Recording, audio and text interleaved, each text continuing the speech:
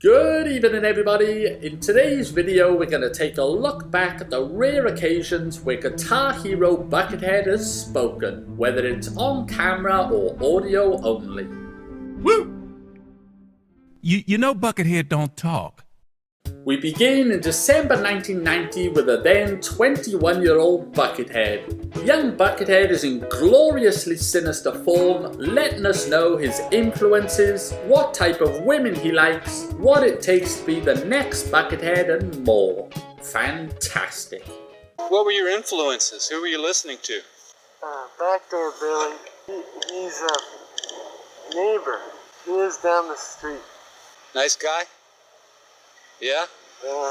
He's dead though. Yeah, but he's still a nice guy. Yeah. Do you have him over at your house now?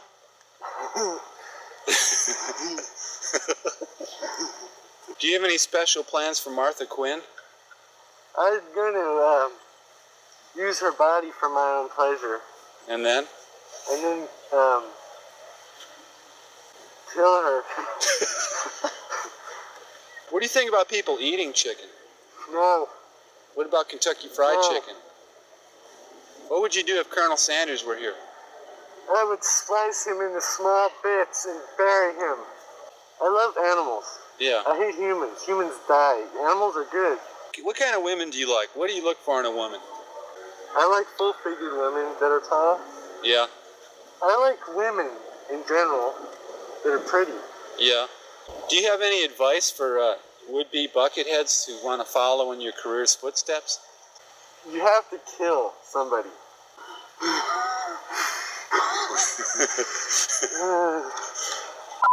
I'm shocked at you, Buckethead. What is wrong with you? Next up, Buckethead can be heard on several occasions throughout the 7-volume VHS series Binge Tapes, with the highlights including his interview of former Deli Creeps bassist Saucy Patches and a hilarious encounter with good friend Eric Wood in a freezer. How tall are you? Upwards around 6.5 feet. What's your weight? Pushing 300.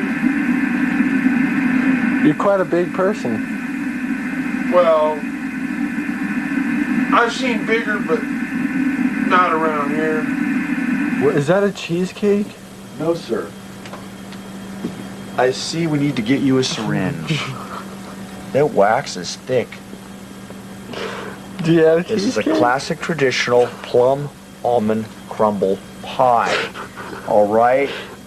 You got it? Do you have cheesecake? What is this? This is a Classic traditional plum almond crumble. crumble. Small pie. Small pie. Do you have cream? Yes, we have it. Exotic chocolate mousse. What? $3 a piece. Jeez. Exotic! You like chocolate mousse? You're not getting a thrifty cone, fuck. It's cold in here. Yes, sir. It's a freezer. Welcome to McDonald's. Can I take your order? Yeah, I'd like 8 chicken, 8 pieces. Next, from 1999's Ozfest, Buckethead gives his first interview using his new hand puppet Herbie, giving us an insight into how he learned to play guitar. How did you learn how to play guitar?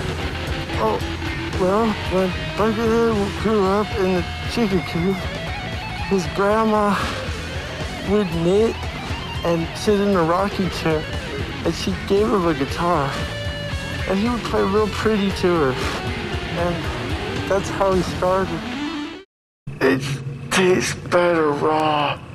Everything tastes better raw. You're watching Raw Time. In 2002, whilst a member of Guns N' Roses, Buckethead and Herbie spoke to MTV's Kurt Loder, who was keen to find out whether Buckethead picks up chicks. He put the bucket on his head because he thought he could help all those dead chickens come back to life. So when he plays, it's like the sounds of those dead chickens are coming through his hands. How would you describe the Buckethead style? Disembodied. Does Buckethead ever, pick up chicks or anything? He's scared of girls. He doesn't understand the feeling that he gets. Huh. It's not a chicken kind of confusion, is it? That's a possibility. I've never thought of that. I'm sure he hasn't either. There's lots of exciting things down the road. And it's like when you're cooking when you got a nice loaf in the oven and it's not quite done and you're just really excited for it. But Buckethead does not talk, and he's talking like a rabbit. Buckethead, you're a big horror movie fan? All right. In January 2006 for Guitar One magazine, Buckethead and Herbie talked Rollercoasters, slaughterhouses, and gave a shout out to Paul Gilbert and the late great Sean Lane. Delightful. There's lots of ways to get from the bottom to the top. It's kind of like digging a hole.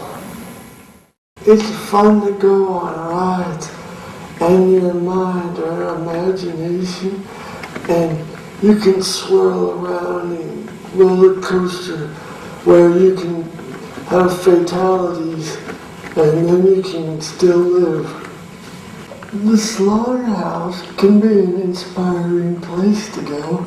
2-finger nubbing, 3-finger nubs, 4-finger nubs. And it's kind of inspired from Sean Lane and Div the Robot, $6 Million Man episode. Thanks Paul Gilbert for the tip. And thanks for coming by the coop.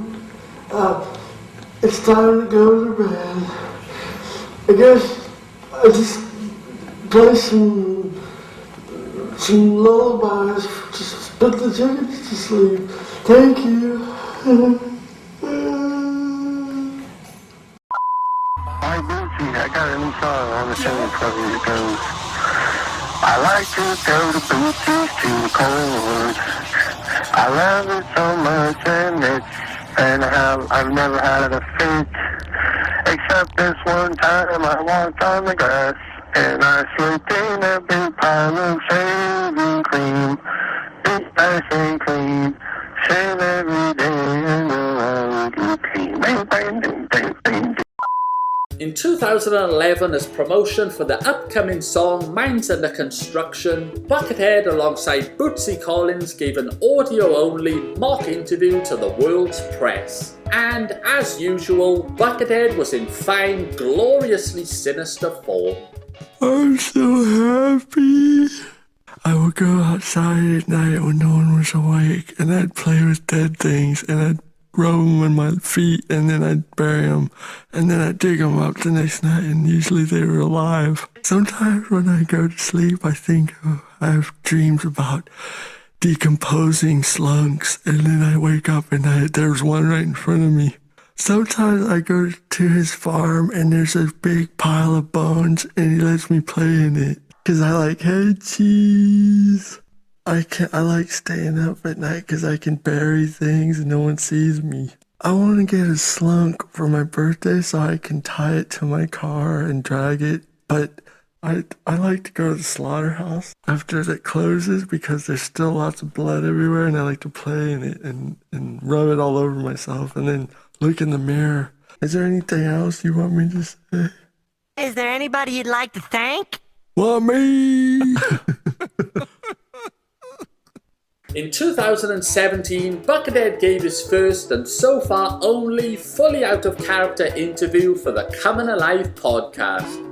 We've previously covered segments of the interview in numerous videos, including Buckethead speaking about Paul Gilbert, Sean Lane, the origins of the mask and bucket, and the tragic loss of his parents. He would also speak of his future goals, his most memorable show, his heart condition, and much more. Monumental. My goal is to make an amusement park. Just trying to call people and develop relationships. And I've had some just tough times with business. So it's like, even on the small scale, it's hard to just even call anyone, you know? So it's like, how am I ever going to make the park if I can't even call one person, you know? But that's what I want to do. Really recently, I have a heart problem where my heart beats out of rhythm. I really didn't know what was going on and went to the doctor and they said, oh, you're on the verge of having a stroke. So it's been really difficult because it's scary and it comes on and it's like even walking across a room is difficult. It definitely kind of scares me. It's also doing a lot of good because now I'm like, well, I better do all the things I want to do. In this particular tour, I was playing alone. It was this incredible experience, like one of the best times I've ever experienced. And then a couple nights later, everyone's just standing there. And I heard some guy talking really loud, like off to the side. And I was like, oh, man. And you just said, you're giving to them. You don't want anything from them. That experience I remember the most because I did that. Like usually I'd go, oh, man, let me just get through this one. It was incredible. Something changed after that show because I wasn't, you know, thinking about like, oh, they're not into me. And the guy's talking. I'm just gone. I'm just going to go for it, you know.